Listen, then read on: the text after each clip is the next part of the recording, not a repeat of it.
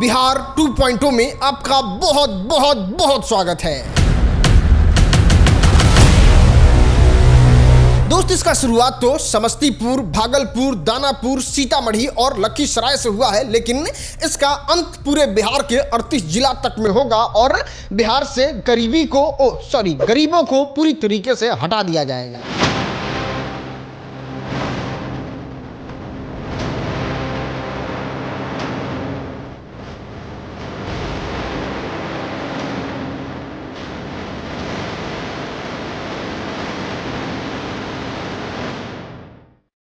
बिहार से गरीब और गरीबी को हटाने के लिए सरकार पूरी तरीके से कमर कस चुकी है और हजारों फौज जो है वो एक जिला में उतार दे रही है, जहां पे इन सारे अतिक्रमण को हटाना है, सारे घर को तोड़ना है। और इसमें सरकार किसी तरीके से कोई कोताही बरतने के मूड में नहीं है। एकदम घर पे इस तरीके से पेंट कर दिया जा रहा है और बता दिया जा रहा है कि आपके पास समय का काउंटडाउन शुरू हो चुका है और अब इसको जल्द से जल्द हटा लीजिए। और इस हटाने के लिए आपको बता दें, तैयार किया गया है पूरा 75 बुलडोजर, 150 से ज्यादा डंपर, हजारों महिला पुलिस, हजारों पुरुष जो हर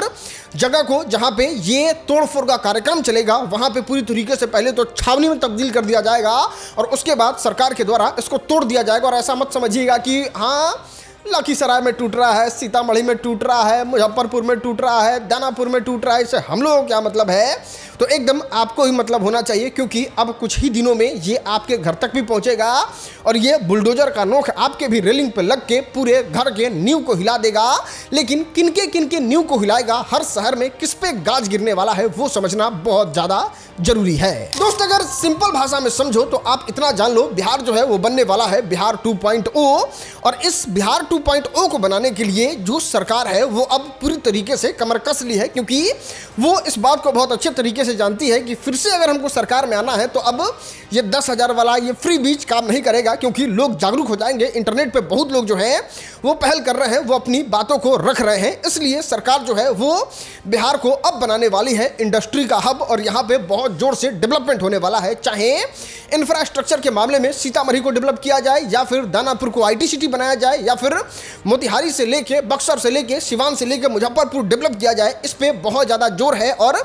NDA के मैनिफेस्टो में इस बात को भी जिक्र किया गया था कि हर जिले में एक फैक्ट्री बनेगा। अब जब फैक्ट्री बनेगा तो रोड चाहिए चौड़ा, अतिक्रमण मुक्त शहर चाहिए, लोगों का जो डेली रूटीन लाइफ है वो बहुत अच्छा होना चाहिए। और जितने भी बड़े बड़े उद्योगपति आते हैं वो सबसे पहले तो पटना एयरपोर्ट पे उतरते हैं और वहाँ पे टाइमर लगाते हैं और फिर वो होटल में जाते हैं और देखते हैं कि ये टाइम कितना लगा और उस पर डिसाइड करते हैं कि यहाँ पे इन्वेस्टमेंट करना है कि नहीं करना है। और उस चीज़ को देखते हुए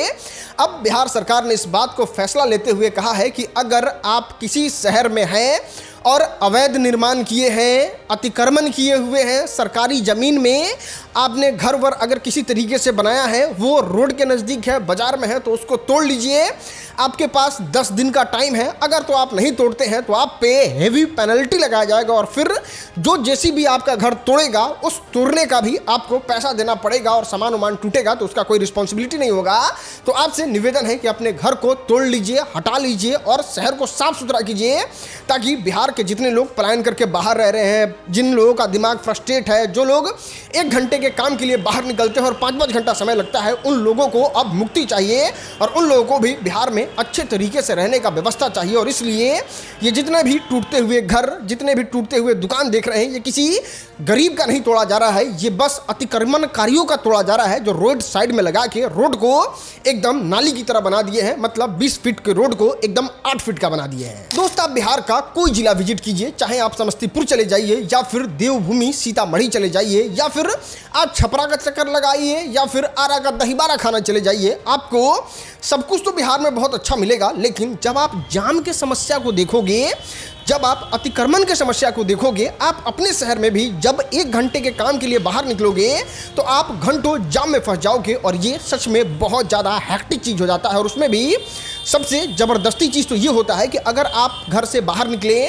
आपके पार्किंग में जो सरकार आपको पार्किंग दी है उसमें अवैध अतिक्रमण करके कुछ लोग दुकान खोले हुए हैं और दुकान के आसपास अगल बगल अगर आप गाड़ी लगा देते हैं तो वो दुकान वाला आपसे झगड़ा करने को उतारू हो जाता है और कहता है कि तुम्हारा हिम्मत कैसे हुआ है मेरे दुकान के आगे गाड़ी लगाने का, जल्दी हटाओ, मेरे में ग्राहक नहीं आएगा। और वो आदमी खुद अतिक्रमण करके आपके पार्किंग में गाड़ी लगा के आपको फ्रस्ट्रेट, परेशान और शहर को एकदम गटर की तरह जाम कर देने के लिए दुकान लगाया है, उन सब लोगों पे अब शिकंजा कसने वाला है। और इसमें रोना धोना, इसमें बैकग्राउंड म्यूजिक में एक इमोशनल सा गाना लगा देना और इस बात को पोर्ट्रे करना कि गरीबों के साथ अन्याय हो रहा है, उसको बहुत दिक्कत का सामना करना पड़ रहा है, ऐसा बिल्कुल भी नहीं है। गरीब जो इंसान है, जो परेशान इंसान है, सरकार उसके लिए रोजगार दे, इस चीज़ के लिए हम लोग लगातार आवाज़ उठाते ही रहते हैं। लेकिन आम पब्लिक को जो दिक्कत होता है उस पर ये एकदम सही प्रहार है और इस तरीके से कदम उठाना चाहिए। दोस्त, जब ये अवैध निर्माण को पूरी तरीके से हटा दिया जाएगा, नष्ट नाबूद कर दिया जाएगा, बुलडोजर जैसी भी लगा के तोड़ के डंपर में लाद के लेके जाया जाएगा, तब आपको बिहार का सारा रोड जो है वो चौड़ा दिखेगा, कहीं भी अतिक्रमण नहीं रहेगा, लोग शांति से रोड पे जा सकेंगे, वो अपना लाइफ स्टाइल सही जी पाएंगे। और जब भी कोई बिहार में बड़ा इन्वेस्टर आएगा और वो एयरपोर्ट से अगर अपने होटल से जाएगा तो उसको अतिक्रमण, उसको पतला रोड नहीं मिलेगा, चौड़ा चौड़ा रोड मिलेगा,